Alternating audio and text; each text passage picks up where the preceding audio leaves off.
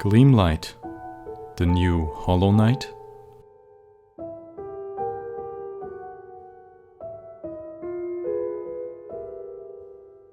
Playing Gleamlight felt a lot like playing Hollow Knight because it has a very similar control scheme.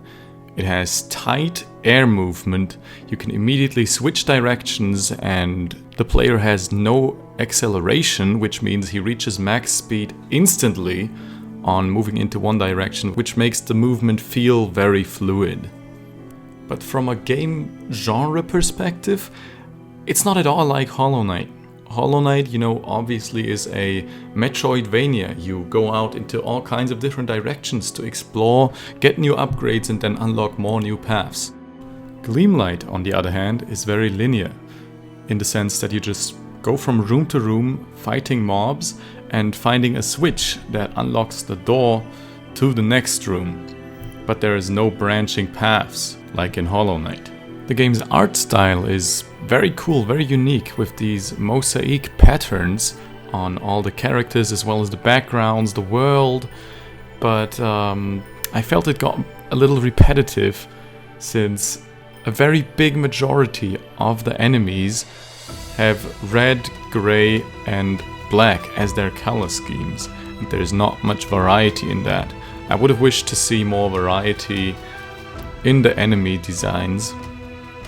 From a color perspective, the enemies themselves, they had very different looks to them, and they also had very different behavior patterns, which is really good. I also felt like the enemies' telegraphing for their attacks was very fair. They always did some wind-up animation before they attacked, and I never felt like I got cheated into being hit. Except for the boss. She has like friggin' Great Slash, my dude.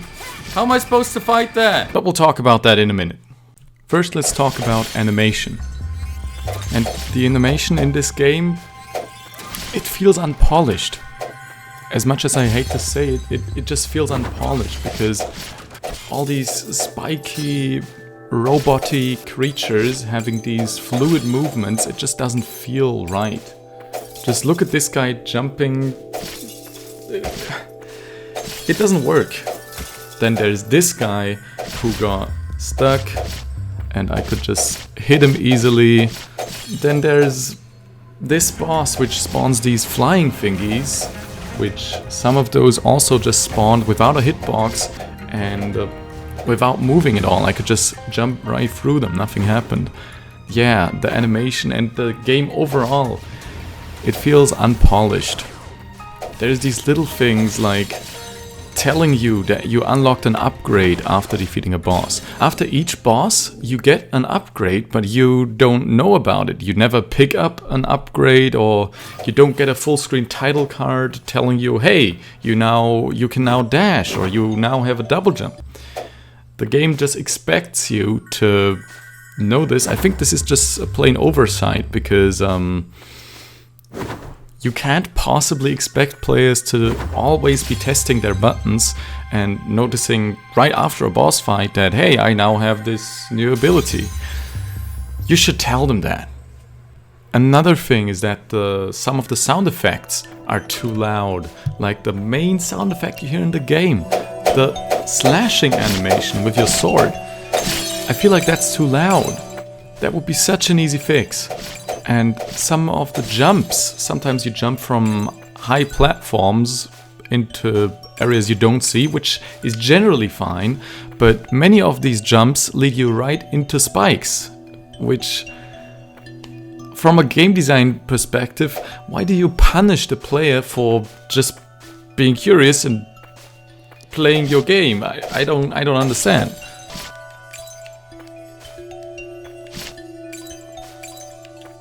Oh! I didn't know I was in the spikes. I couldn't even see that. But everything up until now has only been nitpicking.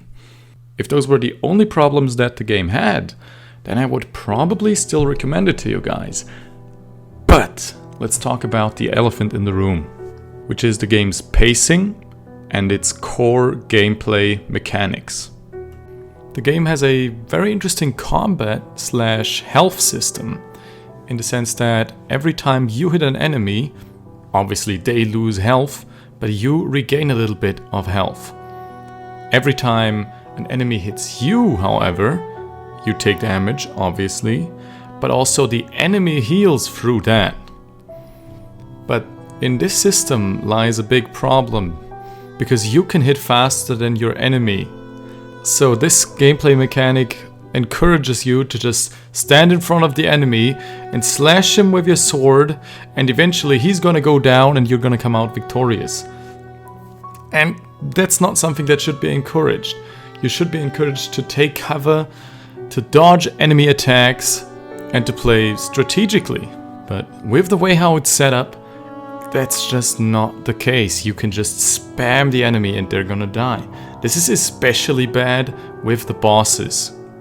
You can literally just stand in front of a boss and then you hit him a few times, then he hits you once, then you hit him a bunch of times again, then he hits you once again, and you keep doing this until eventually the boss goes down. And that's just not a fun way to play video games.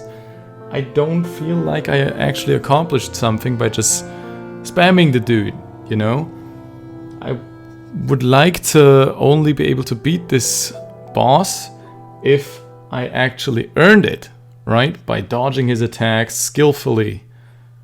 But that's just not the case.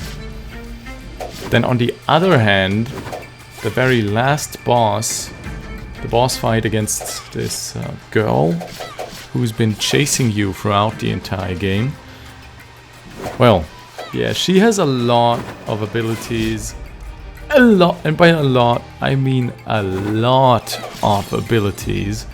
She has a freaking Great Slash, then she has a down Great Slash, she has all the abilities you have, plus a teleport ability, and also when you do enough damage to her, she's gonna go Super Saiyan mode, and she's gonna freaking blow you up. Then she has a ginormous reach with her sword, which ranged across almost half the arena. And yeah, it's just not fair. I feel like that is the one fight that was actually challenging.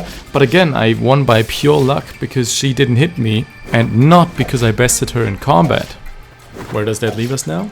Ah, right. We wanted to discuss pacing.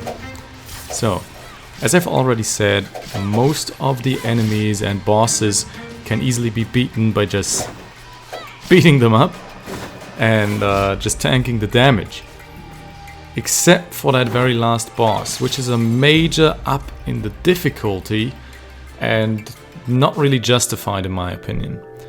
The game does start out really easy.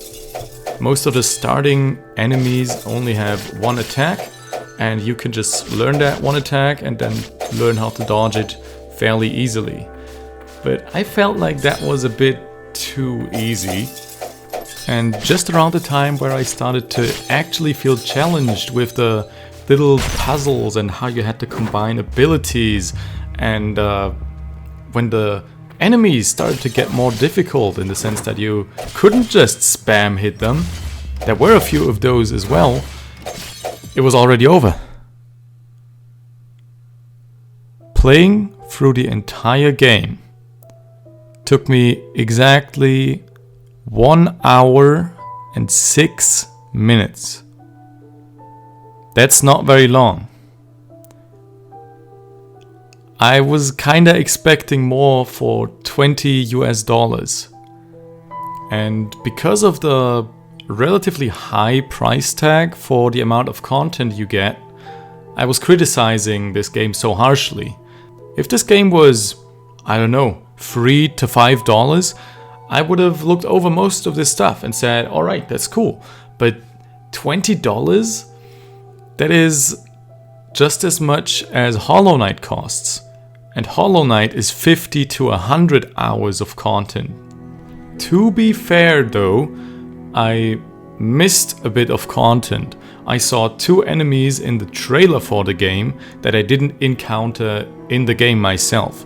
So I must have missed some stuff somewhere, but even giving them the benefit of the doubt and saying, okay, maybe the game would be twice as long if I found everything, then that would still only be 2 hours. 2 hours of relatively unpolished content for $20? That's a big nope from me. I'm giving this game a 4 out of 10. It does keep some points because although there may be very few, there are some neat enemy designs and clever puzzles. And if you still want to pick this game up, I would recommend you guys wait for a sale. Yeah, that's it for me for today, folks. Thank you very much for watching. Let me know in the comments down below if you agree with my points and also if I should make more of these review types of videos. Have a nice rest of your day. Taco out.